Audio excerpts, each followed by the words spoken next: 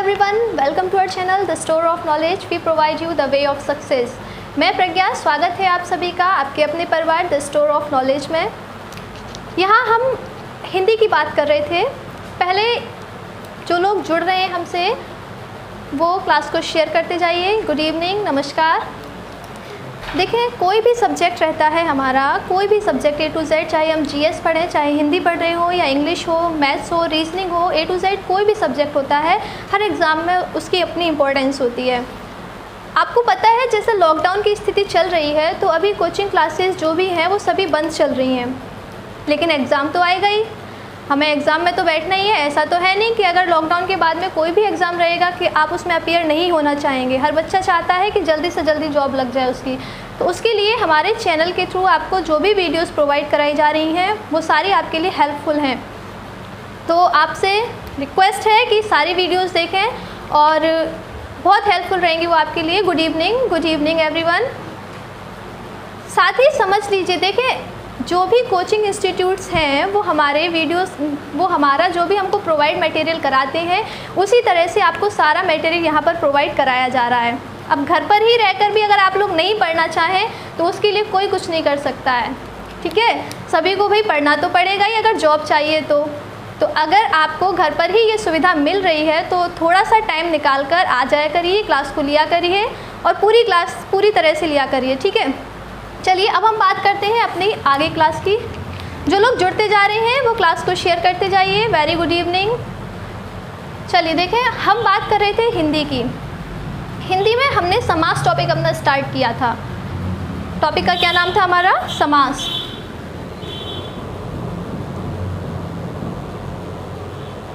समास में अगर हम समझें तो हम स्टार्टिंग के दो समास समझ चुके थे, अव्ययी भाव और तत्पुरुष समास। पहले थोड़ा सा रिवीजन लिए लेते हैं। देखें, अव्ययी भाव में हमने आपको बताया था कि इसका कौन सा पद प्रधान होता है। कमेंट करके बताइए ज़रा जल्दी से, कौन सा पद प्रधान होता है अव्ययी भाव का। जो लोग जुड़े हुए हैं बताएं ज़रा।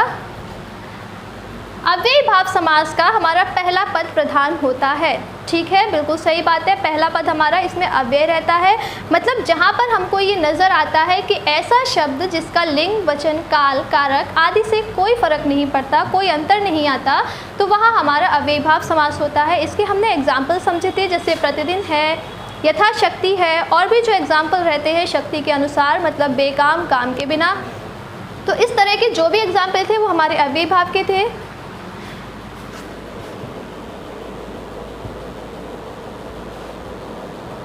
पहला अव्ययी भाव। दूसरा हमने जो समास समझा था वो हमने समझा था तत्पुरुष। दूसरा हमने तत्पुरुष समास समझा था। तत्पुरुष में हमने आपको बताया था कि इसका हमेशा दूसरा पद प्रधान होता है। कौन सा पद प्रधान होता है? दूसरा। अब ज़रा जल्दी से कमेंट करके बता दें तत्पुरुष में कौन से दो कारक हैं जिनकी विभक्तियाँ नहीं आती हैं। बताई थी आपको सभी को, जल्दी से कमेंट करके बताएं कि तत्पुरुष में कौन से दो कारक हैं, कौन सी दो ऐसी विभक्ति हैं कारक की जिनका प्रयोग नहीं होता है। बाकी तत्पुरुष में कारक विभक्तियों का ही प्रयोग होता है। जी बिल्कुल, पहला कारक कर्म कारक और लास्ट हमारा अधिक संबोधन कारक, ये दो कारक हमारे तत्पुरुष में नहीं आते हैं। बाकी के जो रहते हैं, कर्ता कारक नहीं आता इसमें और लास्ट वाला नहीं आता हमारा। उसके अलावा जो भी रहते हैं, कर्ता को हटाकर कर्म, करण, संप्रदान, ये सारे ही हमारे तत्पुरुष समास में आते हैं, ठीक है। यहाँ तक हमने समझ लिया था। अब हम इसके आगे बढ़ते हैं। आगे हमने आपसे कहा था कि हम कर्मधारय की वीडियो लेकर आएँ, कर्मधारय या और समास की। कल आप लोग की क्लास नहीं हो पाई, उसके लिए क्षमा चाहते हैं। आज हम अपनी वीडियो स्टार्ट करेंगे समास के साथ में, ठीक है। चलिए हम अपना कर्मधारय समास स्टार्ट करते हैं, लेकिन उससे पहले एक बार तत्पुरुष को ही समझ लेते हैं, क्योंकि आप लोग को बताया था पहले भी हमने कि जो कर्मधारय और द्विगु है वो दोनों ही तत्पुरुष के भेद होते हैं, ठीक है। तत्पुरुष को हम कर चुके हैं, तो जिन लोगों ने पहले नई वीडियो देखी थी वो भी यहाँ एक बार समझ लें। तत्पुरुष के ही हमारे 8 भेद होते हैं। कितने होते हैं? 8 होते हैं। कौन से होते हैं? पहले यहाँ हमारी 6 विभक्तियों के और उसके बाद में हमारा कर्मधारय और द्विगु। तो साथ में ज़रा जल्दी से बताते चलिए कौन कौन सी होती है विभक्ति। पहली अगर हम बात करें द्वितीय तत्पुरुष,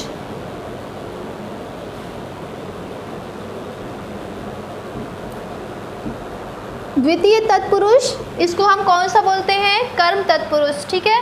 इसी तरह तृतीय तत्पुरुष, द्वितीय तत्पुरुष, तृतीय तत्पुरुष, चतुर्थ तत्पुरुष,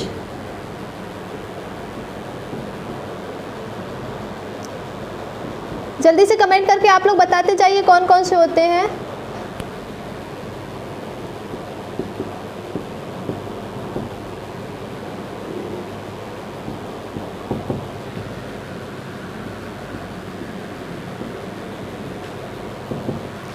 ये हमारे द्वितीय तत्पुरुष, तृतीय तत्पुरुष बिल्कुल ठीक है।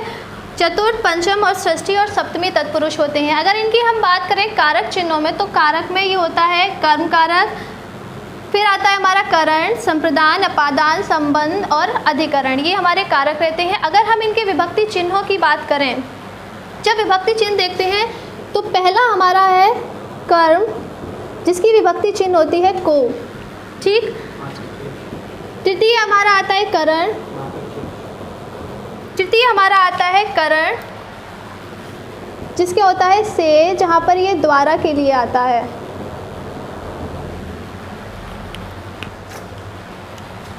नेक्स्ट हमारा क्या रहेगा, कर्म, करण, उसके बाद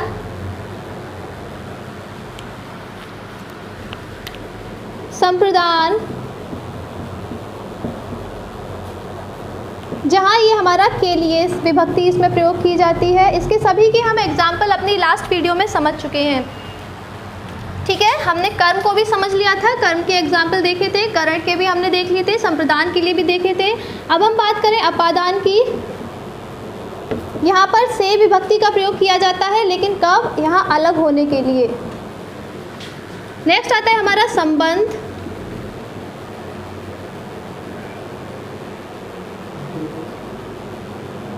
संबंध में कौन कौन से थे, विभक्ति कौन सी आई थी हमारी, संबंध का विभक्ति चिन्ह था हमारा का, की, के, रा, री, रे, नानी, ने, ये सारे हमारे कौन से थे, संबंध में, जो संबंध बताने का काम कर रहे थे। लास्ट आता है हमारा अधिकरण। अधिकरण की विभक्ति चिन्ह थी मैं और पर, जैसे ग्रामवास, नगर प्रवेश, इस टाइप के जो एग्जाम्पल थे वो हमारे अधिकरण यानी सप्तमी तत्पुरुष के अंदर आते हैं। अब हमारे दो बचे, ये हमारे हो गए 1, 2, 3, 4, 5 और 6, लेकिन यहाँ हमने इसके ही 8 भेदों को बताया है। तो यही जो दो हमारे भेद बचते हैं वो हमारा होता है, पहला कर्मधारय, कर्मधारय समास, और दूसरा रहता है हमारा द्विगु समास। द्विगु समास, ये दो और हमारे आ जाते हैं, जिनकी वजह से ही हम जो है समास को 6 भेदों में समझते हैं। पहली क्लास में आपको बताया था समास के मुख्य रूप से 4 भेद होते हैं, अव्ययीभाव समास, तत्पुरुष समास, द्वंद्व समास और बहुव्रीहि समास। लेकिन यहाँ ये 2 और आते हैं, कर्मधारय और द्विगु, तो समास के 6 भेद हो जाते हैं। अब हम स्टार्ट करते हैं कर्मधारय समास को, ठीक है। कर्मधारय समास से समझने की कोशिश करते हैं।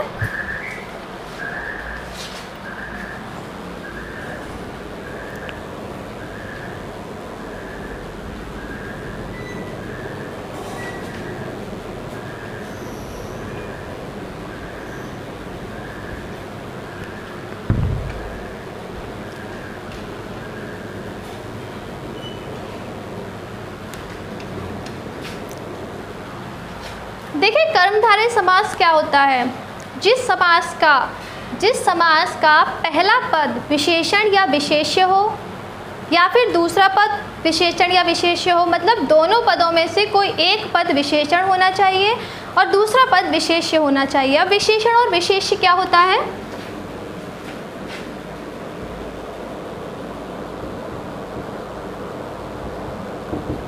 देखिए विशेषण और विशेष्य, ये 2 शब्द आते हैं कर्मधारय समास के अंदर। इसी तरह उपमान और उपमेय भी शब्द आते हैं, जहाँ उपमान और उपमेय हो। जैसे पहला पद अगर आपका विशेषण है, विशेषण मतलब जो किसी संज्ञा या सर्वनाम की विशेषता बताता है, विशेष्य मतलब जिसकी विशेषता बताई जाती है वो, विशेषण जिससे विशेषता बताई जा रही है और विशेष्य जिसकी विशेषता बताई जा रही है। तो कर्मधारय समास में पहला पद या तो विशेषण होगा या विशेष्य होगा और दूसरा पद भी इसी तरह का या विशेषण या विशेष्य। यहाँ ये निश्चित नहीं होता कि कौन सा पद विशेषण है और कौन सा पद विशेष्य। यहाँ ये चीज़ आपको बार बार इसीलिए बताई जा रही है कि आप यहाँ पर ये चीज़ ध्यान से समझ लीजिए, क्योंकि अब आगे जो समास आएंगे वहाँ पर कन्फ्यूज़न बढ़ेगा। तो इसीलिए विशेषण और विशेष्य को समझ लीजिए। एक पद विशेषण होना चाहिए और दूसरा पद जहाँ विशेष्य होता है वहाँ हमारा कर्मधारय समास होता है। जैसे इसकी पहचान की अगर हम बात करें तो जब हम इसका विग्रह करते हैं तो है जो या फिर के समान वर्णों का प्रयोग किया जाता है। जैसे हमने शब्द लिया चरण कमल, शब्द लिया हमने चरण कमल, मतलब कमल के समान चरण, ठीक है। विग्रह क्या हो जाएगा इसका? कमल के समान चरण। इसी तरह अगर हम शब्द लें मृग नयनी, मृग नयनी, तो यहाँ पर जब हम इसका विग्रह करेंगे तो क्या हो जाएगा? मृग के समान नयन, मृग के समान नयन वाली, ठीक है, मृग के समान नयन। अब यहाँ ध्यान दीजिए, यहाँ पर जो है ये चरण कमल, यानी ये जो बाद वाला पद है ये विशेषता बता रहा है कि कैसे है कमल, कैसे है चरण कमल के समान, लेकिन यहाँ पर क्या है? नयन कैसे है? मृग के समान। ये आवश्यक नहीं कि हमेशा पहला पद विशेषण ही हो या फिर बाद वाला पद विशेष्य ही हो, कभी भी कोई सा भी पद आ सकता है। बस हमें इतना ध्यान रखना है, एक पद विशेषण होना चाहिए और दूसरा पद हमारा विशेष्य होना चाहिए, ठीक है। शब्द लिखा हुआ है देहलता, शब्द लिखा हुआ है आपके सामने देहलता। इसका जब हम विग्रह करेंगे तो क्या हो जाएगा? देहलता, तो क्या रहेगा? इसी तरह शब्द है महात्मा, महादेव। ये शब्द जो भी है ये कर्मधारय के ही अंदर आते हैं, ठीक है। देहलता, महात्मा, ये है महादेव। ये जो शब्द हैं जब हम इनका विग्रह करेंगे तो क्या हो जाएगा? देह के समान लता, लता के समान देह। क्या हो जाएगा? जल्दी से बताएं। लता के समान देह। इसी तरह महात्मा मतलब महान है जो आत्मा, ठीक। यहाँ पर है जो शब्द आ जाएगा, महान है जो आत्मा। इसी तरह महादेव में महान है जो देव। शब्द लिखा है नील गगन, नील गगन। शब्द है नीलकंठ, नील गगन, नीलकंठ। ये जो भी शब्द है इनका क्या हो जाएगा विग्रह? बताएं ज़रा जल्दी से।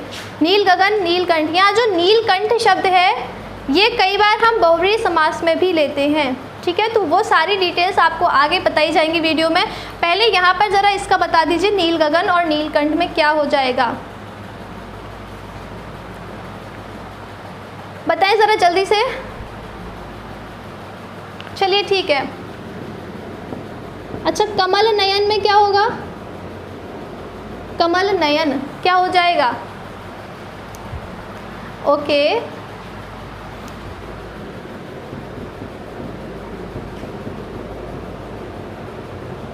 क्रोधाग्नि। जल्दी से कमेंट करके आंसर बताइए। ओके, वेरी गुड, ठीक है। चलिए देखते हैं, यहाँ तक तो हो गया। नील गगन मतलब नीला है जो गगन, नील के समान गगन नहीं होगा, नीला है जो गगन, ठीक है। नीलकंठ नीला है जो कंठ। अब जब यहाँ पर अर्थात में आप आंसर देंगे, नीला है जिसका कंठ, जब ये हम विग्रह करेंगे नीलकंठ को, अगर हम विग्रह करते हैं नीला है जो कंठ, तो ये हमारा कर्मधारय समास रहता है। लेकिन जब हम इसका विग्रह करते हैं नीला है कंठ जिसका अर्थात शिव, तो वहाँ हमारा बहुव्रीहि बन जाता है, ठीक है। कमल नयन में क्या हो जाएगा? कमल के समान नयन। क्रोधाग्नि मतलब क्रोध के समान, अग्नि के समान क्रोध। इसी तरह से अगर हम बात करें नील गाय, नील गाय, तो क्या हो जाएगा इसका? नेक्स्ट है चंद्रमुख। यहाँ एग्जाम्पल आप लोग को ज़्यादा से ज़्यादा इसलिए बताए जाते हैं ताकि आपके दिमाग में जो कॉन्सेप्ट बताए जा रहे हैं वो सभी क्लियर रहें। ठीक है। नील गाय, चंद्रमुख, अधपका। बस ध्यान दीजिएगा, विग्रह करते समय के समान या फिर है जो, इस तरह से विग्रह किया जाता है। अब यहाँ हम नील गाय में देखें तो क्या हो जाएगा, नीली है जो गाय, नीली है जो गाय, ठीक है। चंद्रमुख मतलब चंद्रमुख अर्थात चंद्रमा के समान है जो मुख, चंद्रमा के समान मुख, ठीक है। और अधपका आधा है जो पका। क्लियर है यहाँ तक। कर्मधारय समास में पहला या दूसरा पद, कोई भी पद, एक पद विशेषण होता है, दूसरा पद हमारा विशेष्य रहता है, ठीक। अब हम बढ़ते हैं द्विगु समास की तरफ। देखें ज़रा, द्विगु समास में क्या रहता है। जो भी आपके कन्फ्यूज़न वाले जितने भी समास हैं वो यहीं से स्टार्ट होते हैं, तो इनको अच्छे से समझते जाइएगा। एक एक पॉइंट आप लोग के लिए बहुत इंपॉर्टेंट है यहाँ जो बताया जा रहा है। जिन लोगों ने क्लास शेयर कर दी है वो ठीक है, और जिन्होंने नहीं करी है वो एक बार क्लास को शेयर कर दीजिए सभी लोग। आगे बढ़ते हैं, द्विगु समास।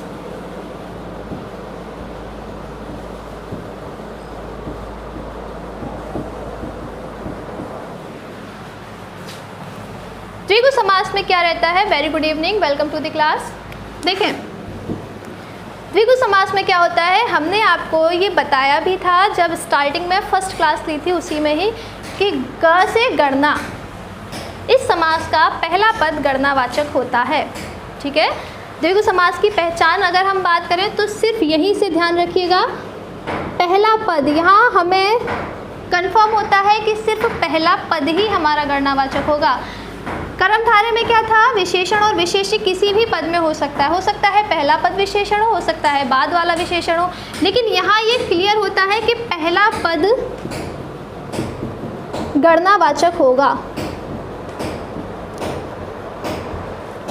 अब यहाँ से कहाँ कंफ्यूजन होता है, जब हम बात करते हैं कुछ ऐसे शब्दों की जिनका बहुव्रीहि में हमें अर्थात में उत्तर मिल जाता है, बहुव्रीहि में हमें अर्थात में जहाँ उत्तर मिल रहा होता है, तो फिर हम कंफ्यूज होते हैं एग्जाम में जिस टाइम बैठे होते हैं कि इसमें हम कौन सा समास लगाएं, द्विगु लगाएं या फिर बहुव्रीहि लगाएं। तो ध्यान रखिएगा, ऐसा शब्द जिसका पहला पद गणनावाचक है और उसका अगर अर्थात में आंसर आए, अर्थात में अगर आंसर आता है तो आप बेफिक्र होकर बहुव्रीहि पे टिक लगा दीजिए, आंसर आपका गलत नहीं होगा, ठीक है। देखें एग्जाम्पल, जैसे द्विगु समास का आपको बताया, पहला पद हमारा क्या रहता है, गणनावाचक। शब्द लिखा है सप्त सिंधु, शब्द लिखा है सप्त सिंधु मतलब 7 सिंधुओं का समूह, 7 जो समुद्र हैं उनका समूह। पंचवटी, पंचवटी मतलब 5 है, 5 वटों का समूह। अब आप लोग जल्दी से आंसर बताते चलिएगा। चौराहा, आंसर सभी लोग कमेंट करिए जल्दी से। चौराहा, त्रिफला, त्रिकोण। पहला पद गणनावाचक सभी में नज़र आ रहा है, ठीक है, ओके, आंसर भी कर रहे हैं। तिरंगा, इसका आपको विग्रह बताना है। पंचवटी, चौराहा, त्रिफला, त्रिकोण, तिरंगा। इसी तरह से शब्द है सप्ताह,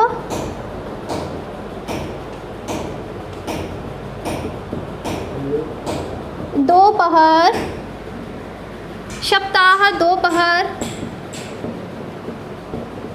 पंचमणि, अठन्नी, चवन्नी, ठीक है। ये जो शब्द है अठन्नी, चवन्नी, पंचमणि, दोपहर, सप्ताह, जल्दी से बताते जाइए आंसर कमेंट करके। नवरत्न, नवग्रह, चलिए इतने काफ़ी हैं। सभी लोग भाई कमेंट कीजिए, ओके, आंसर आ रहे हैं। देखिए आप लोग आंसर कमेंट कीजिए। जिन लोगों को कन्फ्यूज़न हो रहा है, कुछ ऐसे समास हैं आपसे बार बार कहा जा रहा है कि जैसे कर्मधारय, द्विगु और बहुव्रीहि, तीनों ही समास ऐसे हैं जिनमें आपस में ही कन्फ्यूज़न रहता है, जिनमें हम गलत करने की संभावना हमारी होती है। और ज़्यादातर बच्चे गलत करते भी हैं, ठीक है। तो वो जो भी कन्फ्यूज़न है वो आपको आगे बताया जाएगा, एकदम क्लियर करके आपको मतलब बताया जाएगा, आपको बिल्कुल साफ पता चल जाएगा अंतर, आप आसानी से उसको बिना गलत किए सही कर सकते हैं। लेकिन तब तक पहले यहाँ पर जो आपको बताया जा रहा है उस पर फोकस कीजिए, उस पर ध्यान दीजिए, ठीक है। चलिए देखते हैं सप्त सिंधु, 7 सिंधुओं का समूह, क्योंकि यहाँ पर जो गणना होती है वो समूह के साथ में की जाती है, मतलब सबको शामिल करके। पंचवटी, 5 वटों का समूह, 5 वटों का समाहार। चौराहा, 4 राहों का समूह, ओके। त्रिफला, 3 फलों का समूह, त्रिफला मतलब 3 फल, 3 फलों का समाहार। त्रिकोण मतलब 3 कोण। तिरंगा मतलब 3 रंगों का समाहार, समाहार मतलब शामिल है जिसमें। सप्ताह मतलब 7 दिनों का समूह, 7 दिनों का समाहार। दोपहर मतलब 2 दिन, 2 पहर मतलब जो पहर होते हैं दिन में, तो वो 2 पहरों का समाहार जो होता है उसको दोपहर कहते हैं। इसी तरह पंचमणि, 5 मणियों का समूह। अठन्नी, 8 आनों का समाहार। चवन्नी जो है ये भी 4 आनों का समाहार। नवरत्न मतलब 9 रत्नों का समाहार, और नवग्रह मतलब 9 ग्रहों का समाहार। जिन लोगों ने भी आंसर किए वेरी गुड, आगे भी आंसर करते रहिएगा, सो नाइस। चलिए अब हम आगे बढ़ते हैं।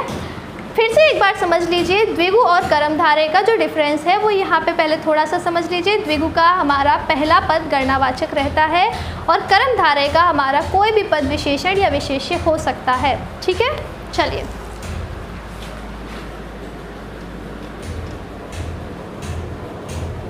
ये जितने भी कंफ्यूजन वाले हैं वो आपको एक बार में ही समझा दिए जाएंगे सभी साथ में।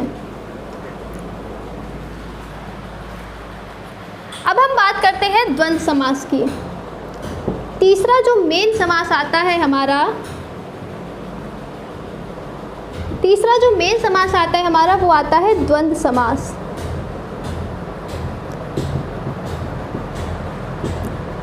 यहाँ जरा हल्का सा ध्यान दें, द्वंद्व समास में हमारे 3 भेद होते हैं। द्वंद्व समास वैसे तो सिंपल होता है, जब हम देखते हैं तब बुक्स वगैरह में जहाँ एग्जाम्पल मिलते हैं हमें माता पिता, तो हम आसानी से कर देते हैं। अगर इस तरह से शब्द लिखा हुआ है माता पिता, आप कर देंगे कौन से का एग्जाम्पल है, आप आसानी से बता देंगे द्वंद्व समास का। इसी तरह भाई बहन, ठीक है, पाप पुण्य, ये जो शब्द होते हैं ये हमारे द्वंद्व समास में आते हैं। लेकिन बात आती है द्वंद्व समास के भेद की। जब हम द्वंद्व समास को ही डीपली पढ़ते हैं तब उसमें हमसे भेद पूछे जाते हैं कि कौन सा, ये किसका उदाहरण है द्वंद्व समास में। द्वंद्व समास की ये अगर हमको इतने वर्ण लिखे हुए मिलते हैं हम आसानी से बता देते हैं कि इनमें द्वंद्व समास होता है, पर कई बार क्या होता है ये जो शब्द होते हैं इस तरह से लिखा हुआ हमारे और समास में भी आ जाता है। जैसे हम बात करें धक्का मुक्की, ये शब्द लिखा हुआ आया हमारे सामने, ठीक है, तो ये चिन्ह से अगर हम पहचानते हैं तो ये इसमें भी लगा हुआ है, लेकिन यहाँ पर ये हमारा द्वंद्व समास नहीं होगा। तो वो पहचानेंगे कैसे, उसको समझ लीजिए। द्वंद्व समास की पहचान क्या है।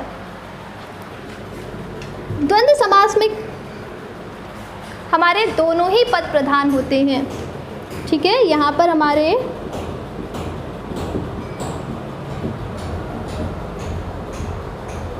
दोनों पद प्रधान होते हैं। ऐसा नहीं है कि एक पद प्रधान है दूसरा नहीं है, जितना प्रधान पहला पद होता है दूसरा भी उतना ही प्रधान होता है।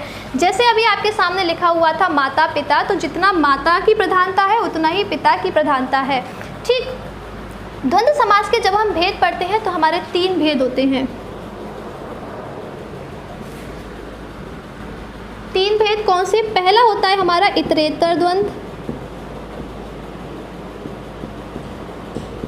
पहला हमारा रहता है इतरेतर द्वंद्व। दूसरा होता है हमारा समाहार, समाहार द्वंद्व, और तीसरा होता है हमारा वैकल्पिक।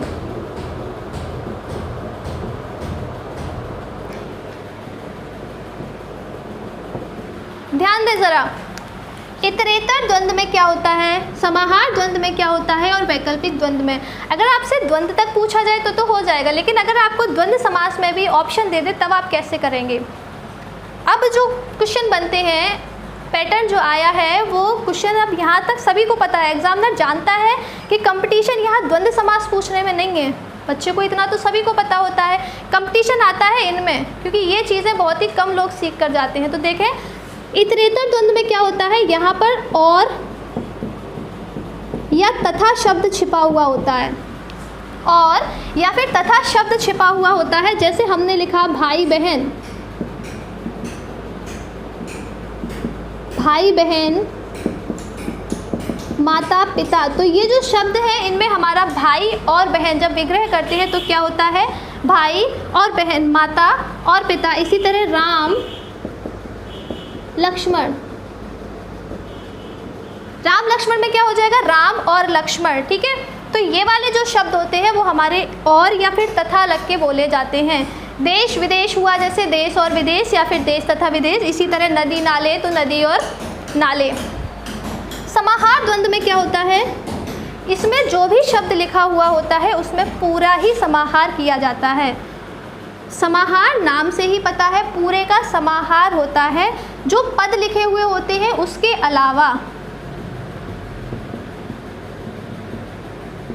पदों के अलावा उसी के जैसे जितने भी उसी के प्रकार होते हैं उनका समाहार होता है। जैसे हमने शब्द लिखा अन्न रोटी,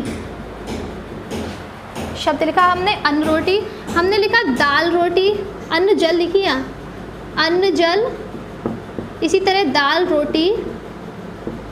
ठीक है, गाय भैंस, ये जो शब्द हैं कहा सुनी।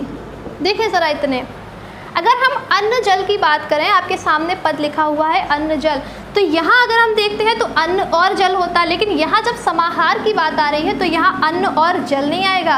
अन्न और जल का मतलब है अन्न और जल से संबंधित जितने भी खाने के तत्व हैं, जितना भी खाना, जितने भी भोजन के मेन जो भी वो रहते हैं आहार, वो सारे ही आ जाएंगे हमारे अन्न जल में।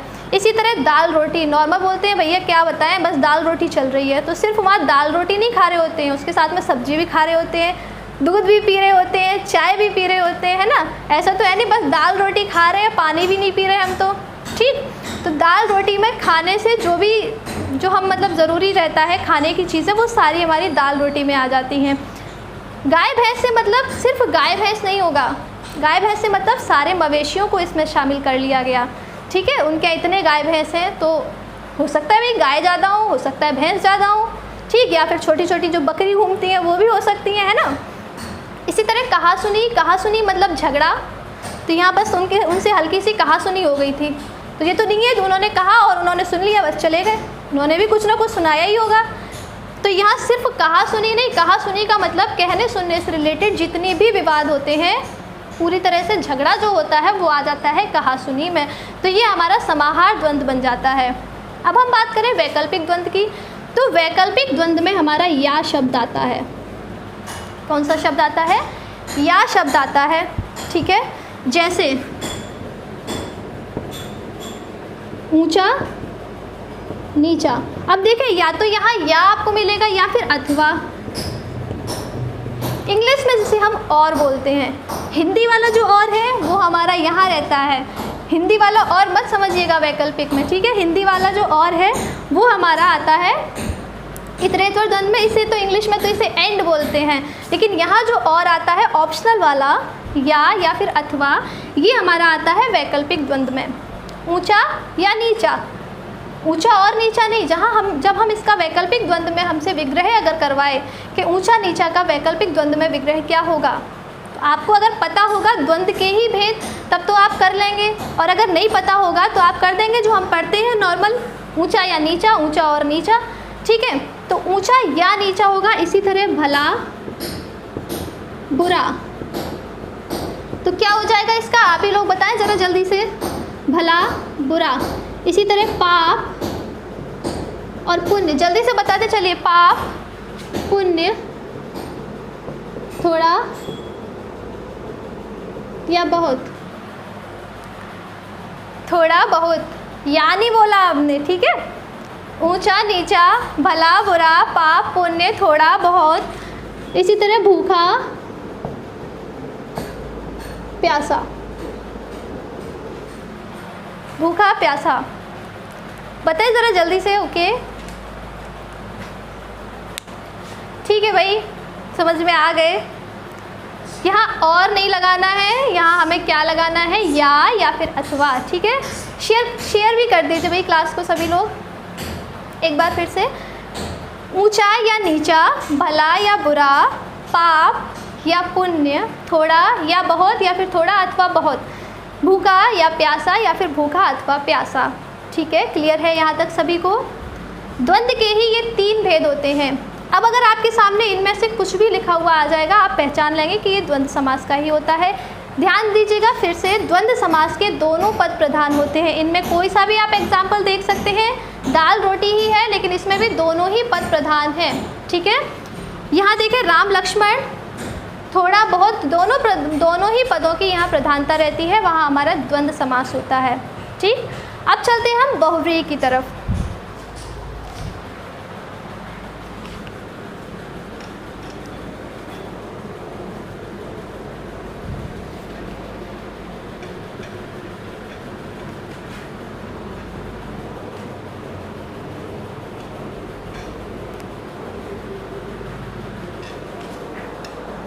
देखें, 4th, वैसे तो इसका नंबर 6 है क्योंकि कर्मधारय और द्विगु कर ही चुके हैं।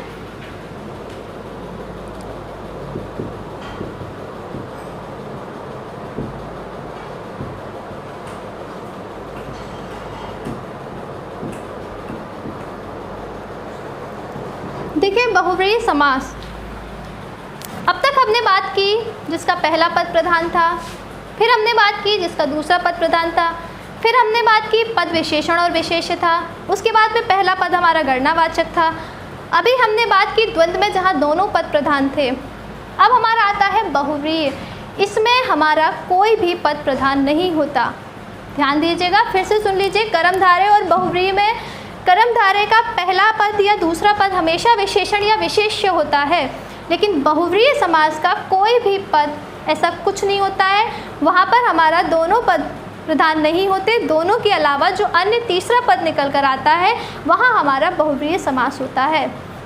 ठीक है, जो 2 पद लिखे हुए हों आपके सामने, उनके अलावा जहाँ तीसरा अन्य पद आए, यहाँ दोनों पदों के अलावा प्रमुखता किसकी होती है, अन्य पद की, तो वहाँ बहुव्रीहि समास होता है। अब बात करें बहुव्रीहि की, तो इसके भी भेद होते हैं जैसे हमारे द्वंद्व समास के थे। द्वंद्व समास की तरह बहुव्रीहि के भी भेद होते हैं। जैसे पहला अगर हम बात करें बहुव्रीहि के भेद 4 होते हैं। कितने होते हैं?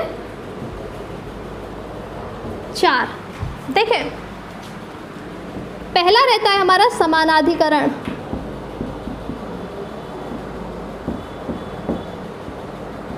समानाधिकरण बहुव्रीहि, ये चीज़ें एग्जामिनर कम पूछता है।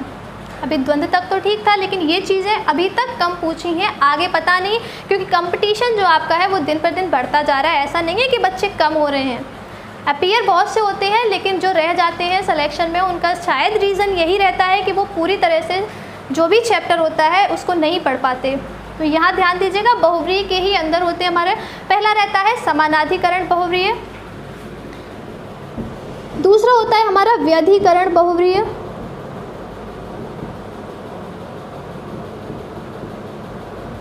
समानाधिकरण बहुव्रीहि, दूसरा होता है व्यधिकरण बहुव्रीहि, तीसरा होता है तुल्य योग्य,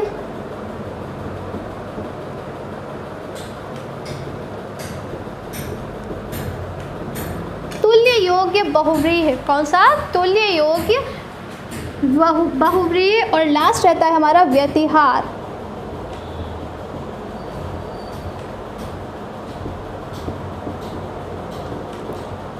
अब देखें, अगर आप लोगों ने यहीं पर ये चीज़ समझ ली तो समझ में आ जाएगी, लेकिन अगर आपको एक एक करके बताई जाएंगी तो कन्फ्यूज़न रहेगा। शब्दों को ज़रा ध्यान से देखिएगा।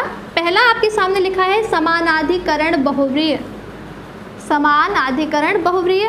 दूसरा है आपका व्यधिकरण बहुव्रीहि। तो जहाँ समानाधिकरण बहुव्रीहि है, मतलब यहाँ पर जो भी विभक्तियाँ आती हैं वो समान आती हैं।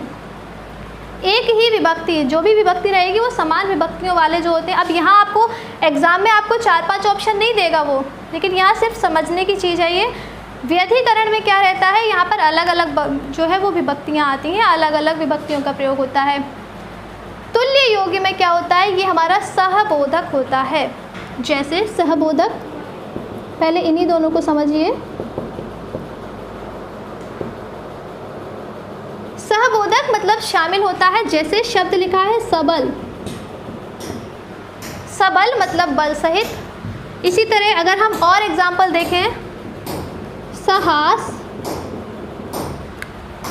अगर ये लिखा हुआ आएगा तो शायद आप में से बहुत कम बच्चे ऐसे होंगे जो इसको बहुव्रीहि का एग्जाम्पल मानेंगे। बहुव्रीहि का एग्जाम्पल हम लोग कई बार इसको नहीं मानते, जैसे सबल है, सहास है, ये जो है जैसे सशरीर है, सशरीर है, सपरिवार है शब्द।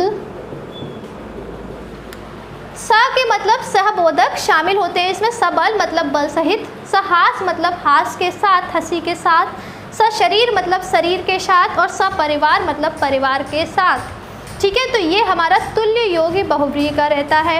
अब हम बात करें व्यतिहार बहुव्रीहि। व्यतिहार बहुव्रीहि में क्या होता है, ये घात प्रतिघात की बात होती है। घात प्रतिघात क्या, तुमने हमें मारा, हमने तुम्हें पलट के मारा। ठीक है, जैसे तुमने दिया लाठा, हमने दी लाठी। ठीक, यहाँ हुआ धक्का और दूसरे ने कर दिया मुक्की। ठीक, लाठा लाठी, धक्का मुक्की, ऐसी बाता बाती। अच्छा, लाता का क्या हो जाएगा, लाता का क्या होगा, ठीक है भाई, सब लाता लाती ही चलाएंगे। ठीक है, लाठा लाठी, धक्का मुक्की, बाता बाती, लाता लाती। इसी तरह से गाला गाली, जहाँ पर लड़ाई झगड़े की बात हो रही होती है ऐसे। अब देखें यहाँ पर, अभी आपको थोड़ी देर पहले बताया गया था द्वंद्व समास में, तो यहाँ पर भी आपको वही चिन्ह लगा हुआ नज़र आ रहा है, लेकिन यहाँ पर हमें प्रधानता देखनी है। द्वंद्व में दोनों पद प्रधान थे, यहाँ प्रधानता नहीं है। यहाँ पर तो सिर्फ लाठा लाठी मतलब झगड़ा हुआ होगा, लड़ाई हुई होगी। ठीक है, अन्य पद आ रहा है यहाँ पर, ये नहीं है लाठा और लाठी ही रह रहा है। इसी तरह धक्का मुक्की, यहाँ पर भी लड़ाई झगड़े से ही है, मतलब जहाँ घात प्रतिघात की बात होती है वहाँ हमारा व्यतिहार बहुव्रीहि होता है। सिर्फ चिन्ह से अगर आप देखेंगे तो गलत कर जाएंगे, क्योंकि चिन्ह देख के तो राधे राधे द्वंद्व ही नजर आएगा। ठीक है, अब हम बात करते हैं समानाधिकरण और व्यधिकरण बहुव्रीहि की। समानाधिकरण बहुव्रीहि मतलब जहाँ पर समान विभक्तियाँ होती हैं, जैसे एक दंत, शब्द लिखा हुआ है एक दंत, शब्द लिखा है लंबोदर। ठीक है, शब्द लिखा है त्रिनेत्र। विभक्तियाँ समझें ज़रा। एक दंत मतलब देखो, विग्रह जब हम करेंगे तो क्या हो जाएगा,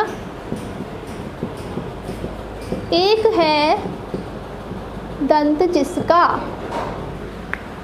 एक है दंत जिसका। ठीक है, लंबोदर मतलब यहाँ पर अर्थात से आंसर आना चाहिए, ये ध्यान रखिएगा।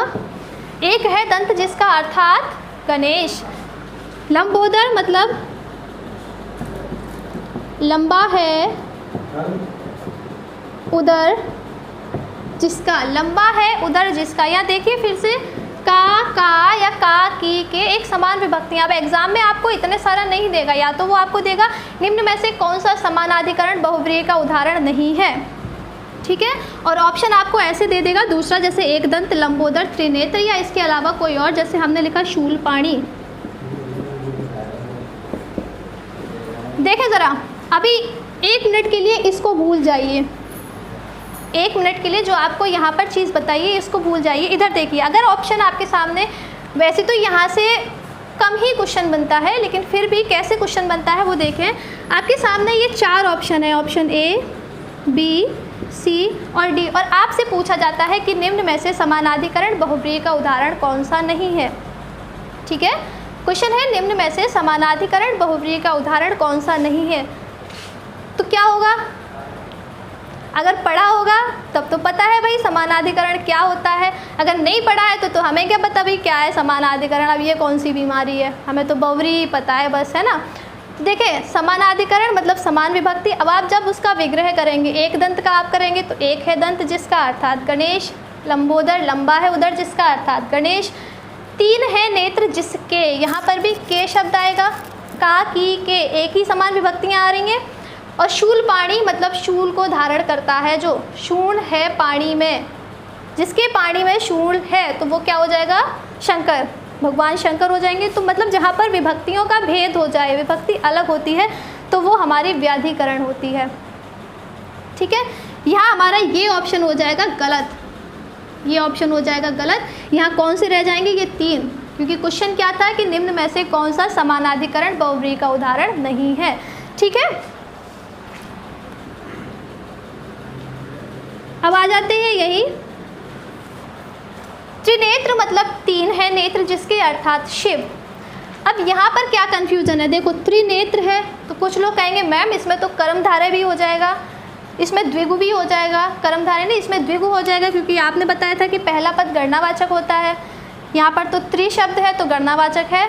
जी बिल्कुल सही है कि त्रिनेत्र द्विगु का उदाहरण हो सकता है, लेकिन कब, जब हम इसका विग्रह ऐसा करें कि अर्थात से आंसर ना आए।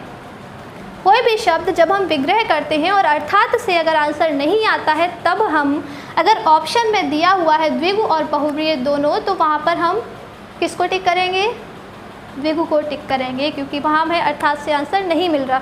लेकिन वहीं अगर बात ऐसे कुछ क्वेश्चंस की आती है जहाँ पर हमें अर्थात से आंसर मिल रहा होता है, अर्थात से आंसर मिलता है, तो वहाँ पर हमेशा याद रखिएगा आपको फर्स्ट प्रायोरिटी बहुव्रीहि को देनी है, क्योंकि वहाँ पर आपकी पॉसिबिलिटी होती है, आपकी संभावना होती है, एग्जामिनर कह सकता है कि ये तो भाई बहुव्रीहि हो जाएगा क्योंकि इसमें अर्थात निकल रहा है।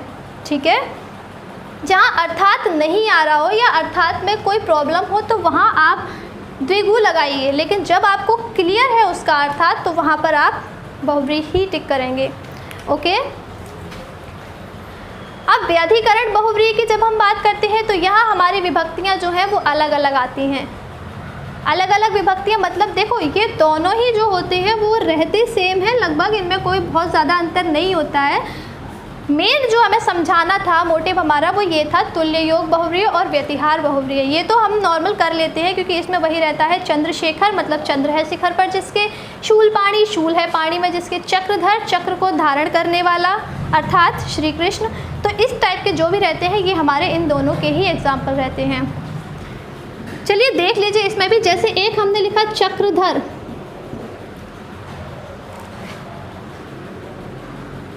यहाँ तक तो क्लियर है ही।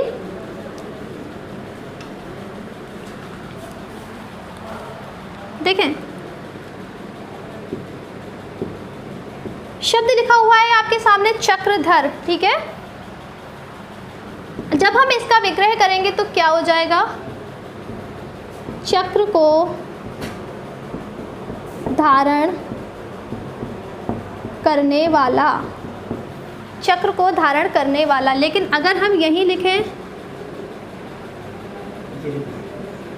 वीणा पाणी, शब्द लिखा है वीणा पाणी, तो वीणा है पाणी में जिसके, वीणा है हाथों में जिसके, तो वहाँ हो जाएगी सरस्वती। तो जो ये विभक्तियाँ आ रही हैं ये अलग हो जाती हैं, बस और कुछ नहीं होता इसमें। तो यहाँ से क्वेश्चन आपका लगभग सेम ही रहता है। मेन आता है हमारा, फिर से एक बार समझ लीजिए, तुल्य योग और व्यतिहार बहुव्रीहि, ठीक है। अब देखिए कंफ्यूजन कहाँ होता है, पहले एक और चीज़ समझ लीजिए यहीं,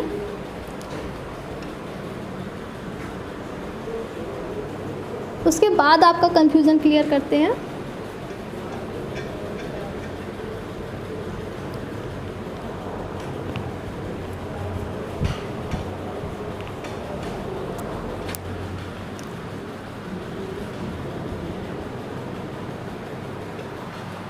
देखें एक शब्द और आता है ये,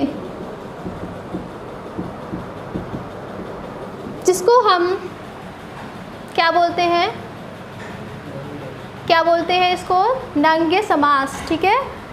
च छ ज झ ञ, तो इसको क्या बोलते हैं, नंगे समास। इसका क्या मतलब होता है, ये शब्द क्या है, तो देखिए जहाँ पर न बोधक हो, न पहला पद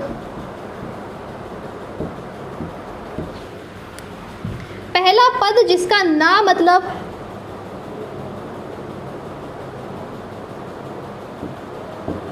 नकारात्मक, जिसका पहला पद नकारात्मक होता है तो वो हमारा नंगे समास होता है।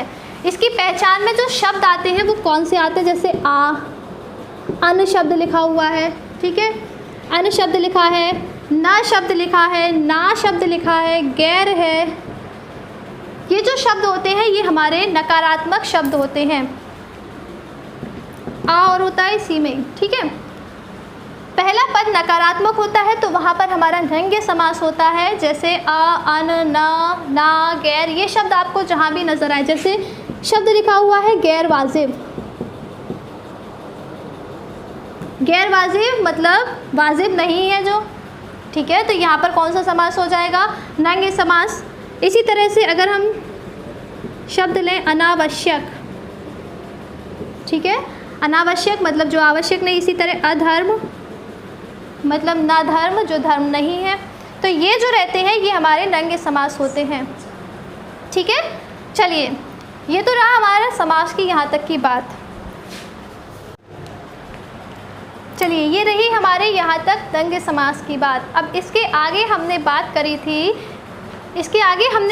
थी, जहाँ कन्फ्यूज़न होता है उसको क्लियर करने की, तो वो हम अपने कल की वीडियो में करेंगे। थोड़ा तो सब्र करना पड़ेगा जब इतने दिनों का कन्फ्यूज़न है तो, ठीक है। तब तक के लिए bye bye, take care. Class कैसी लगी ये ज़रूर कमेंट कर दीजिए सभी लोग एक बार। Okay, thank you. चलिए ठीक है, बाय बाय, गुड नाइट।